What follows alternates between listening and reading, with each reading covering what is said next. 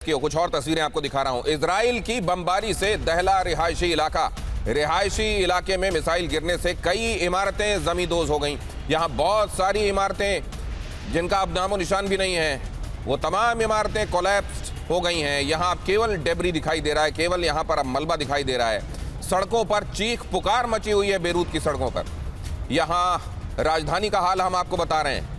ये देखिए लेबनान में किस कदर बर्बादी, किस कदर तबाही बरपा हुई है, उसकी तस्वीरें यहां पर आप देख रहे हैं। कई इमारतें अब भी यहां पर आपको सलामत दिखाई दे रही हैं, लेकिन बहुत सारी इमारतें इस रिहायशी इलाके में अब जमींदोज हो चुकी हैं। लेबनान में जिस तरीके से इजराइल के हमले बढ़े हैं, बल्कि और ज्यादा इंटेंस अब दिखाई दे रहे हैं। हालांकि हर दिन लेबनान इजराइल के कहर का शिकार हुआ। On May 9th, be part of history. Chinmaya Gita Samarpanam, a global Guinness World Record official attempt. Together, join online and let's chant Gita chapter 15, just 20 verses, simply read from the screen. Don't wait, register today. Sanjay Kulkarni हमारे साथ आज की इस चर्चा में, बहुत स्वागत है सर आपका। जनरल संजय कुलकर्णी और प्रोफेसर अमिताभ सिंह हमारे साथ आज की इस चर्चा में हैं। ग्रुप कैप्टन विनोद ऑगस्टीन हमारे साथ इस चर्चा में जुड़ चुके हैं। हमारे साथ अशोक सज्जनहार भी जुड़ चुके हैं, भारत के राजदूत रहे हैं। अलग अलग जगहों पर दुनिया में उन्होंने प्रतिनिधित्व किया है भारत का। और इसके अलावा सज्जाद अजहर पीरजादा हमारे साथ जुड़ेंगे कुछ ही देर में, जो वरिष्ठ पत्रकार हैं। इस्लामाबाद पाकिस्तान का इस पूरे स्कीम ऑफ थिंग में कहीं होना और इसका पूरे तौर पर यह दिखाई देना कि ये मामला कोलैप्स होता हुआ दिखाई दे रहा है, इस पर उनसे चर्चा करेंगे। लेकिन सबसे पहले यह खबर देख लीजिए, सीज फायर पर पाकिस्तान ने फैलाया कंफ्यूजन। यूएस और ईरान के बीच सही संदेश नहीं पहुंचाया। लेबनान हमले पर फंसा सीज फायर। लेबनान में जिस तरीके से हमले हो रहे हैं, क्या लेबनान भी सीज फायर के तहत उसको भी शामिल किया गया था कि यहां भी हमले पूरे तौर से रुकेंगे और इजराइल इन हमलों को थामेगा, या ये पूरी अंडरस्टैंडिंग का हिस्सा नहीं था? सीज फायर के समय यह तय नहीं किया गया था कि लेबनान ईरान में किए जाने वाले सीज फायर का हिस्सा होगा। ये जो पूरा रायता, पूरा कंफ्यूजन है, ये कहा जा रहा है ये पाकिस्तान ने फैलाया है। कैसे फैलाया है, क्यों फैलाया है, आगे इस पर भी हम एनालिसिस करेंगे। लेकिन फिलहाल ये जो आप लेबनान में भीषण तबाही देख रहे हैं, लोग ये कह रहे हैं कि एक्चुअली ये पहले ही क्लियर कर दिया गया था कि सीज फायर में लेबनान उसका हिस्सा नहीं होगा, लेकिन ये बात कम्युनिकेट नहीं की गई। अब जरा देखिए, वार्ता से पहले अमेरिकी उपराष्ट्रपति जेडी वांस की चेतावनी। आप जानते हैं आगे वार्ता होने वाली है, इसमें ईरान और अमेरिका के प्रतिनिधि होंगे और ये कहा जा रहा है कि ये उससे पहले जो चेतावनी है बहुत गंभीर है। जेडी वांस की उपराष्ट्रपति की चेतावनी आई है, सीज फायर में कभी भी लेबनान शामिल नहीं है। जेडी वांस ने यह बात कही, ईरान लेबनान मुद्दे पर वार्ता बिगाड़ना चाहता है। अब जेडी वांस ये कह रहे हैं कि जबरदस्ती इसमें लेबनान वाला एंगल भी लाकर ये पूरी वार्ता को डिरेल करने की कोशिश है। लेबनान से ईरान का कोई लेना देना नहीं है, ये कहना है जेडी वांस का। सुनिए, सवाल है क्या कि ऐसा संभव है? वो हिजबुल्लाह जो ईरान के लिए ही लड़ता रहा, उस हिजबुल्लाह को ईरान अभी मरता छोड़कर अपने लिए शांति की वार्ता कर सकता है क्या? जाहिर है नहीं कर सकता है।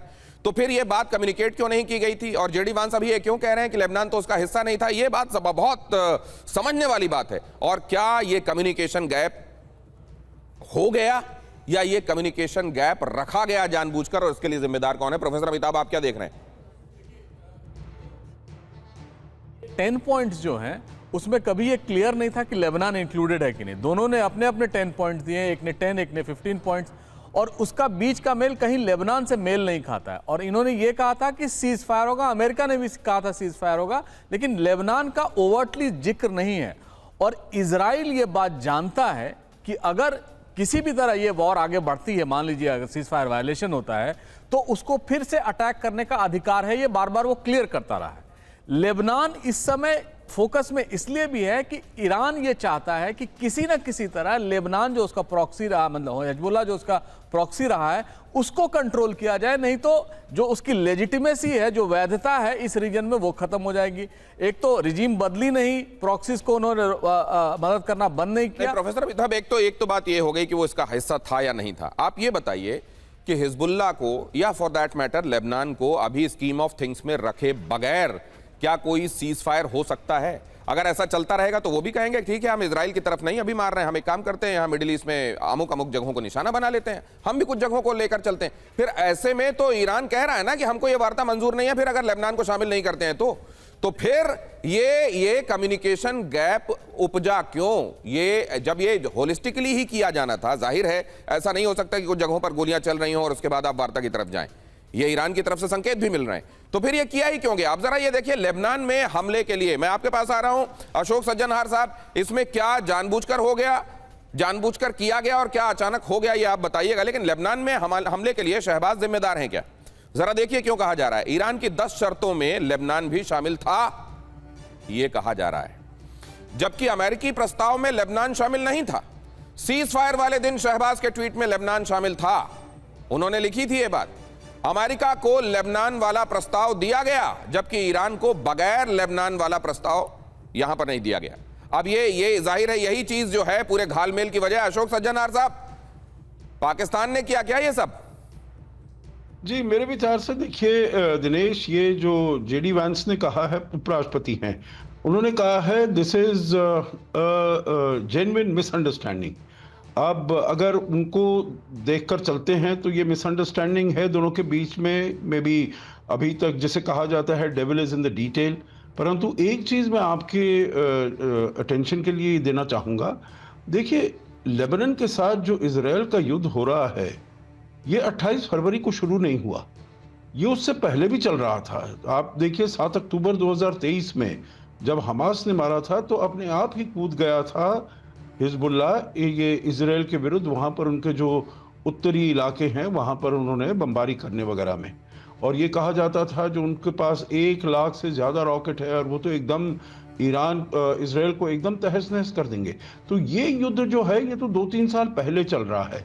तो मैं समझता हूं जो अगर सीज फायर आपने किया है, जो 28 फरवरी के बाद आपका युद्ध शुरू हुआ है, उसमें आप इजराइल के ऊपर मारना शुरू कर दिए हैं, इजराइल ने ईरान के ऊपर मारना शुरू कर दिया है, ईरान ने खाड़ी के देशों पर मारना शुरू कर दिया है, तो वो आते हैं उसके तहत, उसको आप अलग रखिए। परंतु हिजबुल्लाह के साथ तो उनका ये बहुत इंपॉर्टेंट बात आप कह रहे हैं सर। दुनिया को इस बात को अंडरलाइन करना चाहिए कि जब ये 28 फरवरी को शुरू हुआ, उससे पहले भी इजराइल के अटैक लेबनान के ऊपर चल रहे थे, हिजबुल्लाह के ऊपर चल रहे थे। तो ये इसके साथ शुरू हुआ ऐसा नहीं था। तो जब साथ शुरू नहीं हुआ तो साथ समाप्त कैसे होगा? अशोक सज्जनहार साहब बहुत महत्वपूर्ण बात कह रहे हैं। लेकिन इधर देखिए, जेडी वांस का ये सामने आकर कहना, उधर शहबाज शरीफ का अपने ट्वीट में लेबनान का जिक्र करना, इधर जेडी वांस का ये कहना लेबनान तो शामिल नहीं था। सज्जाद पीरजादा साहब, ये कंफ्यूजन हुआ क्यों है? जी, बहुत बहुत शुक्रिया, आपने मुझे दावत दी, बुलाया। उम्मीद है हमारे सब दोस्त खैरियत से होंगे। देखिए कि जब जंग थम ही रही है तो क्यों ना हर तरफ से थमे। और अच्छी बात है कि वो लोग मर रहे हैं, मर तो लोग रहे हैं, इंसान बच्चे रहे हैं, खवातीन मर्द रहे हैं, मर रहे हैं, तो जान की बाजी हार रहे हैं। तो अच्छी बात ये हो रही है कि जंग अगर खत्म हो रही है तो रीजन से हमारे हर तरफ से खत्म हो जाए, अमन हो, शांति हो।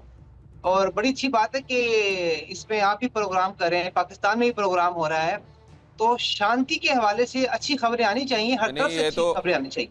सर, ये तो बात सही है आपकी कि दुनिया में शांति होनी चाहिए, ये बहुत आदर्शपूर्ण बात है, होना ऐसा ही चाहिए। लेकिन आप भी जानते हैं ऐसा नहीं हो रहा। मैं लेकिन मुद्दा पूछ रहा हूं आपसे, लेबनान वाला कंफ्यूजन क्यों हुआ? क्या पाकिस्तान ने जब बात की ईरान के साथ तो ईरान ने कम्युनिकेट किया कि लेबनान को भी रखिएगा, लेकिन क्या पाकिस्तान ये आगे नहीं कम्युनिकेट कर पाया अमेरिका को?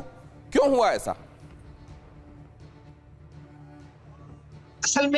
असल में ये है कि जब आप टेबल पे बैठते हैं तो फिर पुराने गिले शिकवे भी याद आ जाते हैं, और कुछ ऐसे दोस्त भी आपको याद आ जाते हैं जिनको आप मुश्किल से निकालना चाहते हैं, जो बुरे वक्त में आपके साथ थे। तो लेबनान भी ईरान के साथ रहा, तो अब वो चाहता है कि वहां पर भी जंग बंदी हो, क्योंकि आपको पता है कि कितना वो करीबी इत्तेहादी है ईरान मैं का। तो बड़ा एक लाइन में, अगर आपको सज्जाद साहब इस बारे में इंफॉर्मेशन है तो प्लीज उतना बताइए मुझे, क्या लेबनान इंक्लूडेड है? ये बात अमेरिका को बताई गई थी?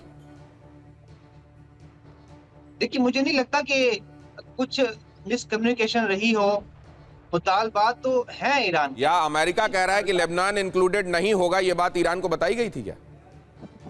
अच्छा, मुझे इस बारे में इल्म नहीं है। हाँ, लेकिन चलिए, लेकिन आप ये कह रहे हैं कि शांति अगर है तो फिर शांति में सबको ही शामिल किया जाना चाहिए।